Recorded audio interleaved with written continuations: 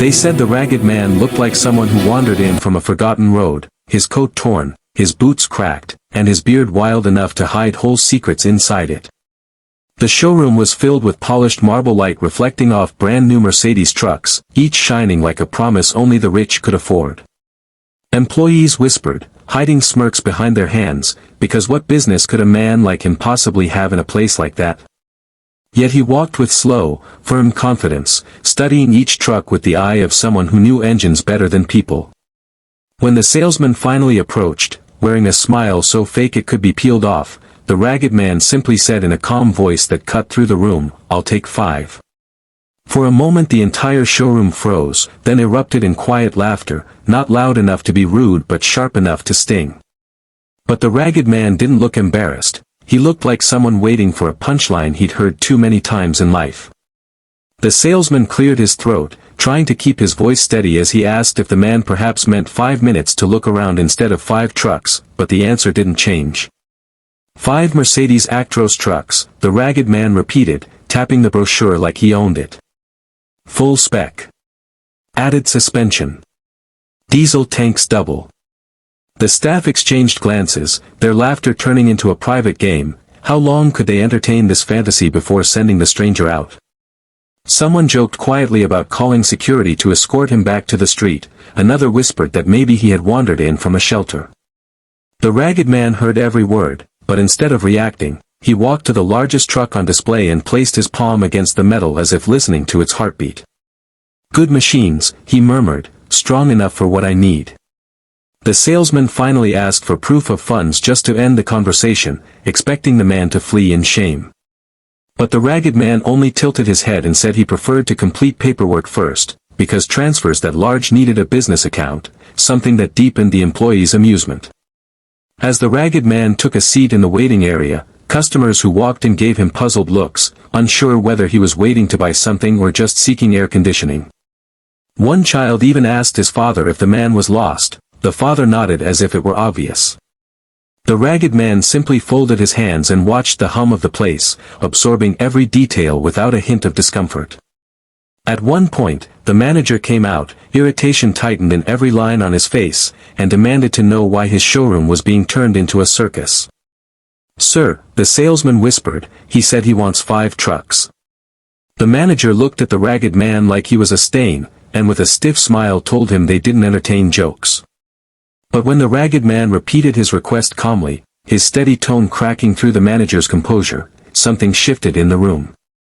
For the first time, someone wondered why a man who looked so poor spoke with the certainty of someone who signed million-dollar contracts. When the manager insultingly suggested cheaper used trucks down the road, the ragged man stood up quietly, dusted off his sleeves, and asked for the dealership's owner. The staff exchanged looks again, some snickering, because asking for the owner felt like the biggest joke yet. The manager refused, insisting the owner was busy with real clients, but the ragged man only smiled faintly, reached into his coat pocket, and pulled out a thin black card embossed with a silver emblem that the manager immediately recognized. His face drained of color. Without saying a word, he hurried to the back office. Within minutes, the owner himself came out, wiping his hands, expecting a high-profile corporate buyer, only to stop dead when he saw the ragged man. And then something remarkable happened. The owner's expression changed into shock, then respect, then a nervous smile. "Sir," he said, bowing his head slightly, "I didn't know you were coming today." The entire staff went still. Their laughter evaporated. The owner shook the ragged man's hand with both of his own, not caring about the dust or the worn fabric of the coat. "What brings you here personally?" he asked, though the tremor in his voice hinted he already knew. The ragged man said he was expanding transport for his mining sites and needed sturdy trucks, not luxuries, machines that could handle mountains, harsh roads, and unforgiving schedules. The owner nodded eagerly and apologized for the staff's mistake, explaining that they didn't know who he was. A nervous laugh escaped him as he scolded the manager with his eyes. The employees stood frozen, realizing they had mocked not a beggar, but one of the country's hidden industrial magnates, an eccentric billionaire known for avoiding publicity, dressing simply, and testing people's character before trusting them. The ragged man chuckled softly. "It's fine," he said. People reveal themselves quickly when they think someone has nothing to offer. The owner personally guided the ragged man through the showroom, explaining features with enthusiasm, treating him like the most important customer they had seen in years. The same employees who laughed earlier now followed from a distance, whispering in panic as reality settled heavily on their shoulders. When the ragged man chose the 5 trucks he wanted, the owner insisted on preparing a private office for him to complete the paperwork. But the ragged man requested the same table where the salesman had mocked him, saying, "Let's finish everything right here." He wanted them to witness the transaction. Phones started ringing, keyboards clicking, and within minutes, transfer confirmations appeared, 5 massive payments, each enough to give the dealership record-breaking profits for the month. The ragged man signed everything calmly, ignoring the stunned faces around him, except for one small smile when the salesman who had mocked him dropped his pen from shock. As the staff watched, the owner asked if he wanted anything else, logistics, transport arrangements, maintenance contracts, but the ragged man simply replied that he would send his team later. Then, as he prepared to leave, he glanced back at the manager and salesman. "You know," he said gently, "you should be careful how you treat people. Wealth doesn't always wear silk." The manager stammered an apology, but the ragged man raised a hand, stopping him. "Just remember," he added, "respect costs you nothing, but disrespect can cost you everything." His voice wasn't angry, it carried the calm weight of a lesson he had learned through years of being underestimated. The entire room stood silent, unable to meet his eyes. Outside, the ragged man walked toward an old pickup that looked as tired as his boots. One of the employees whispered, amazed that someone so wealthy drove something so worn.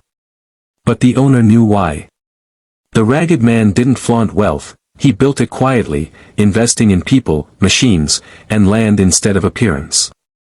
As he reached his truck, he paused, turned back toward the glass showroom where faces pressed against windows, and gave them a small nod, an unspoken message that forgiveness was possible, but lessons shouldn't be forgotten. The sun caught the side of his old vehicle as he climbed in, making it shine in a way that somehow felt more real than the polished metal of the new trucks behind him. Inside the showroom, the employees finally exhaled. Some were shaking, some were sweating, and some simply stared at the door as if expecting him to return and test them again. The manager wiped his forehead and muttered that they had nearly insulted away a deal worth more than their yearly bonuses combined. The owner scolded them sharply, reminding them that arrogance could kill business faster than competition. The salesman who had laughed the loudest felt his legs weaken as he realized how close he had come to being fired on the spot. They all knew that this day would be retold in the dealership for years, the day they mocked a billionaire because of the dirt on his shoes. Meanwhile, the ragged man drove away, dust trailing behind him as the city blurred into open road. He didn't feel anger, just a quiet satisfaction, not because he proved them wrong, but because he reminded himself of something important: character mattered more than reputation. As he approached the rugged hills where his mines thrived, he imagined the 5 Mercedes trucks that would soon join his fleet, strong machines ready to carry the weight of his workers' efforts. He smiled, thinking how appearances fooled the proud. For him, wealth was never about looking rich, it was about building something real, something lasting, something powerful enough to silence laughter without raising a voice. And somewhere behind him, in a shiny glass building, a room full of people had finally learned that truth.